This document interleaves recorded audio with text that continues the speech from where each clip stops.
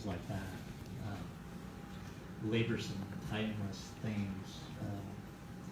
So let me kind of start from the beginning, because some of you haven't really before. And I was trained in California as an illustrator, and moved to Portland, and then worked directly into production for a design firm called Formations, and we built and designed museums and interpretive centers. That was, my job was to illustrate, do the murals, to do just about most of the artistic, including drawing packages, which kind of made me think of something I was talking with Sandy about. You like planes, Bob. And I did a lot of the design work for the Evergreen Airfield Museum. So a lot of the concept sketches, I developed those. Anyway, it was really interesting to watch the progression of my trained art become miserable, in that I couldn't stand working in a design firm any longer, and I had this sort of Jekyll and Hyde side. I would come home, make dinner, put the kids to bed, and then go downstairs and paint. And I'd get up at 3 in the morning and I'd start the whole process all over again.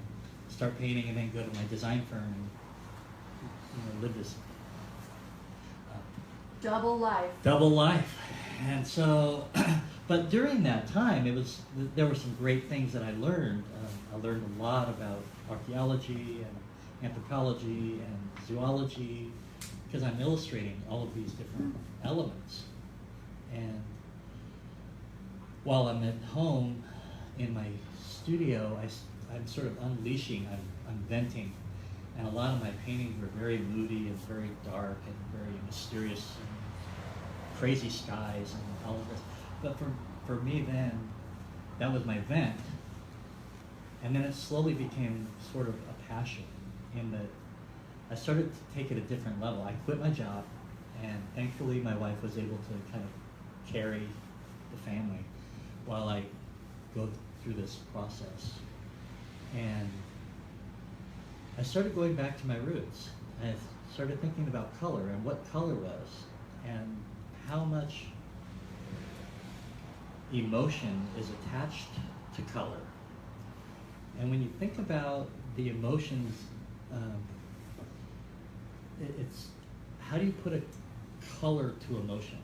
If you think about different elements of just your emotional status, when you're angry, what color is that? When you're passionate, what color is that? And there's a psychology behind that. So designers come together, and they're usually brought together in boardrooms, and they say, what is the culture going on right now? What's happening psychologically with the people?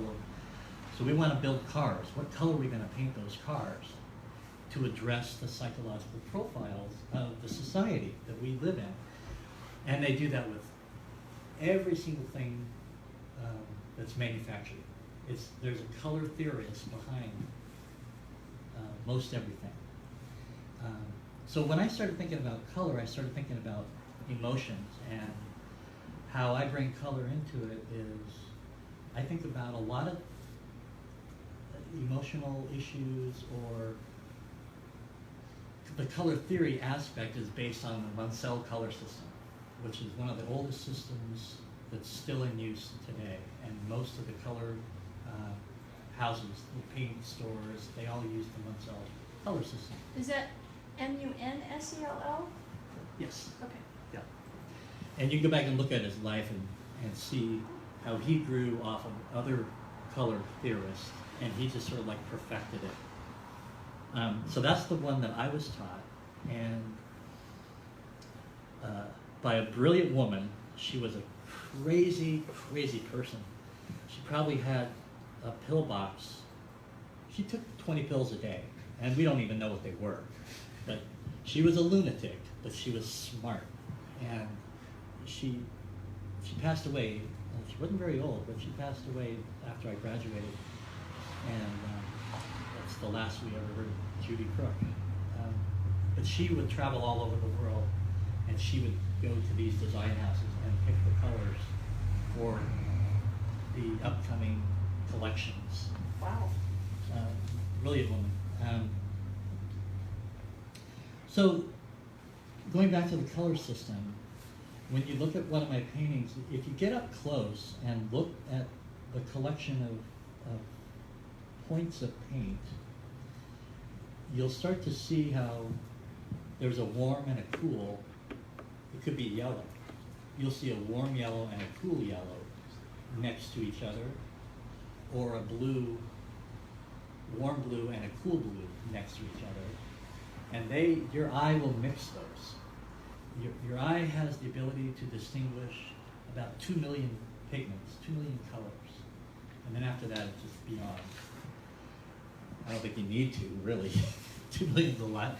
But when I'm painting, I'm thinking with the left side of my brain, and I'm formulating what pigment needs to go next to the pigment I just laid down. Because in color, a color isn't really a color until it's next to another color.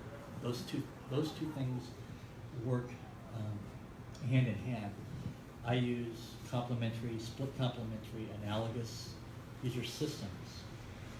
And if you go to a designer and you say, I want an analogous system, it means 3 pigments or hues on the outside of the wheel, side by side. So you have blue, blue-violet, and purple, or red-violet. If you divide the whole spectrum down the middle, you have yellow at the top and purple at the bottom.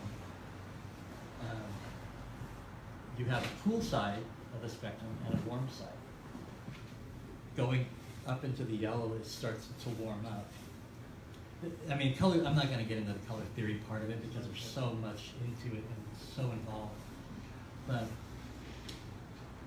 for me, I do one of these pointless pieces a year, and or so in the past. This next year I'm going to do 2, one in the spring and one in the fall. And it's a good exercise for me mentally to challenge what I remember. And I think it's getting harder as I keep going, getting older here. But the other paintings are strictly an emotional response to something I've experienced or going through at the time, and with a little bit of experimentation. But that really comes from the right side of my brain. I'm just become very uncognizant of what I'm doing. I just become the vessel and let the brush and the paint just kind of go without really a forethought. Whereas in the left side, I'm really thinking this entire process through in terms of how the colors come together. What's interesting is for both styles, I mean, it's really interesting for one artist to have 2 different styles like this. They're so completely different. But for me, it works out really well that I can take 2 or 3 months and sit down and do a piece like this and completely refresh everything I've learned, everything I've experienced, and then go back into the other side and just let it out. And it comes out in, I think, a much fresher way, because I've rekindled a lot of that training that you sort of let it slip. Everything you learned in school, they say forget about it. For me, I go back and I remember it, and it's like, oh yeah, that's why that works. That's why I did that. And it is laborsome. It is time-consuming and laborious, and sometimes I don't know why I do it. And at other times, while I'm mixing paint, I was just telling someone earlier, I start to salivate because I'm mixing that paint, and it looks so good. It's really hard to think of it as pink. But anyway, that's kind of how I do this. That's my process. You have any questions? I'm here. Otherwise, it looks like they're setting up for wine. Wine and music. Right. Any questions? Okay, well, great. We'll see you later. Thank you very much. You're welcome. Thank you.